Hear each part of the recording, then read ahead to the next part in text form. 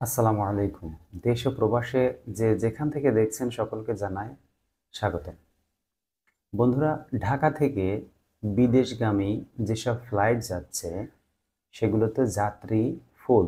যেমন Toronto, London, Dubai, Malaysia এইসব দেশে বাংলাদেশ থেকে যারা যাচ্ছে, যে সকল বিমান যাচ্ছে তাতে দেখা যাচ্ছে যাত্রী আসলে ফুল যাচ্ছে, অর্থাৎ বিমান ভরে যাচ্ছে।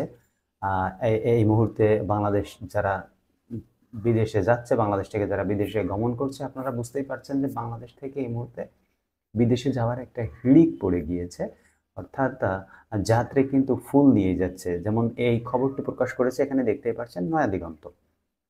তো নয়া দিগন্তর বরাত দিয়েই আপনাদেরকে আমরা জানানোর চেষ্টা করছি যে আহ, লন্ডন, দুবাই, টরন্টো, মালয়েশিয়া যাত্রী আসলে ফুল।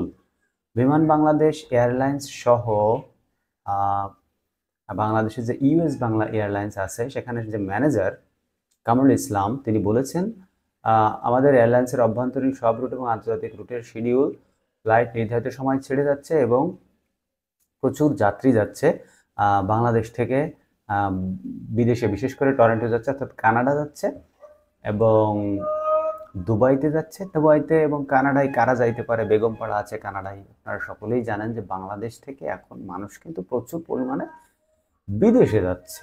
অর্থাৎ এখন যাত্রী ফুল নিয়ে ফ্লাইট যাচ্ছে। এর কারণটা কি হতে পারে বলে আপনারা মনে করেন? কমেন্ট বক্সে জানান। খেলা কিন্তু শুরু হয়ে গিয়েছে। আশা করি ইনশাল্লাহ এই বিজয় আমাদেরই হবে এবং ছাত্র সমাজের সহ সকল সাধারণ মানুষের, বাংলাদেশের মানুষ আবার দ্বিতীয়বার স্বাধীন হবে সে আশায় ব্যক্ত করছি। এবং আপনারা আমাদের চ্যানেলটির সাথেই থাকুন, আমাদেরকে সাবস্ক্রাইব করে রাখুন। আমরা আপনাদেরকে যে কোনো খবর পাওয়া মাত্রই আপনাদেরকে সরবরাহ করে থাকি।